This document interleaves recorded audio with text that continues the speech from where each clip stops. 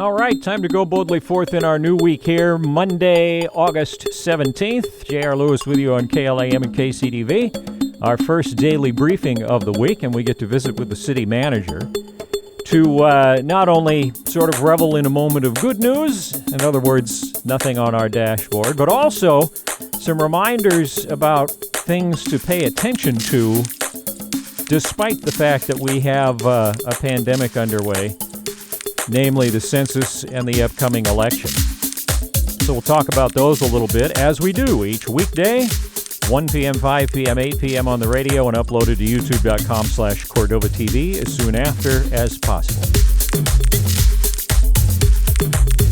So, Helen, nice to have you on here today, and I'm wondering, what is your city manager perspective? I mean, I checked the box score, and we're still at 0 active cases, resident and non-resident. So what are you thinking as we start a new week? I think Cordova's doing a fantastic job protecting itself, protecting, family members, ourselves, protecting our neighbors, and we're at 0 cases for quite a while now. And while other parts of the state are seeing increase in case numbers, we aren't. And that's really great news. And I have to commend everyone for really taking seriously our mask rule, social distancing, keeping in a bubble, and, being careful. Yeah. Of course, we always have to remember that 0 cases on the dashboard doesn't mean that the virus isn't still here. The doctors keep saying It almost certainly is. And so it's important to not let the zeros make us overconfident, right? Right. And I think that gets back to if we're protecting ourselves, we're protecting others. And if you have COVID and don't know it, you're not spreading it if you're keeping social distance, wearing a mask, and keeping a bubble. Yeah. Well, now, something that's kind of interesting is that while the social distancing and following these procedures is very important, and we're doing a very good job at it, there are some potential casualties, I guess, in terms of participation in things that are important. And one that you mentioned to me before we got started here was concern about our response to the census. What do you want people to know about that?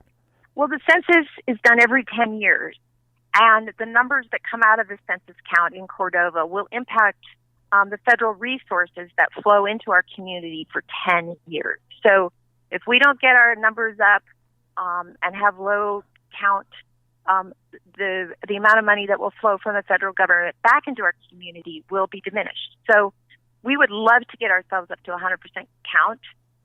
That is probably ambitious, but why not shoot high? So Where we are right now is the census has been interrupted by COVID. It's really difficult for people to get access to things that used to be easy.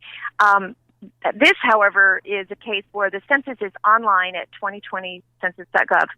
And it's really easy. A lot of people say, well, I didn't get anything in my mailbox. I don't know what to do. You just go online. In the next few weeks, we're going to start seeing census people going door to door, hitting those houses that haven't responded to the census. So if you don't want someone coming to your door and helping with the census, go to the website, the government website, and fill it out. It's totally confidential, but it's really, really, really important for our community to be counted. And because, as I say, it will impact us way longer than COVID will, because for the next 10 years, the resources that flow into our community will be determined by the number of people in our community as counted by the census. Yeah, well, and we've been announcing for a while, too, for our native residents. The Village of Eac has said there are particular areas of the census that they consider important to fill out. So everybody's got an eye on this. And then tomorrow is primary day in a very unusual election cycle. So I assume you guys are taking all the proper precautions for people that want to come in and vote? Yes, and City Hall is open for voting. You come in the front door, you're greeted by someone. We have social distancing stickers on the floor. We have a path that you flow through so you don't have to pass anybody. It's really, really well set up, and it's fast and easy. And we hope everyone, too, will participate in the primary. obviously for many people it's not as high profile as a general election, but it does determine who's on that ballot. And obviously we hope, as you do, that a lot of people will participate in that. So the election, the census, things to keep on the radar. Anything else as we kind of wrap it up here? No, I think we have a lot of things on our minds, but we do need to keep moving forward as a community. We need to open up our schools if that works. The school district is working very hard on making sure that there's a safe opportunity for students to learn in Cordova this year. So we're all looking forward to normalizing our lives a bit and hopefully getting things back to not only normal, but a safe normal. So there'll obviously be adjustments made, but we're going forward, and thanks to everyone for doing their part. Yeah, well, and we're hoping, I've been in preliminary conversations with the school to do an interview with them about that, about the plan for the benefit of anybody who doesn't know, and maybe any frequently asked questions that have come up. So hopefully that'll materialize sometime this week. We'll see. Helen, thank you so much. Thank you so much for the time. All right. Be well. Thank you. All righty, thanks again to the city manager for joining us on today's update. And a quick reminder, by the way, as far as the spread of the virus in Alaska.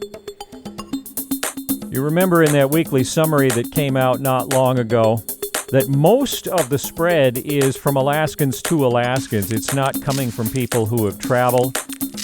A lot of it's in younger people. And transmission has been at social gatherings, sometimes within families, but more at community events and churches and bars. Those are the vectors that are significantly contributing to Alaska's rise in cases. So we'll want to approach those things with our eyes open. And remember, for the latest Cordova information, you'll want to go to covid19.cityofcordova.net. There was a rumor about us having a new case, but again, it was somebody that looked at one of the state reports and saw that a case had been found in the Valdez-Cordova census area and mistakenly thought that was us. So the best primary source, those state reports have got some flaws in terms of when the data gets posted and how current it is relative to when it goes into their count.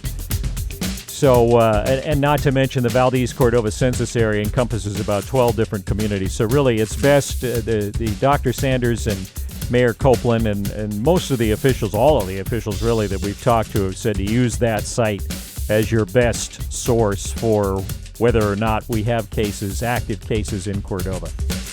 So with that, we'll go ahead and wrap up. We'll see you tomorrow in the 1, 5, and 8 p.m. hours and youtube.com/Cordova TV. In the meantime, we will get you back to regular programming on the Clam and the Eagle.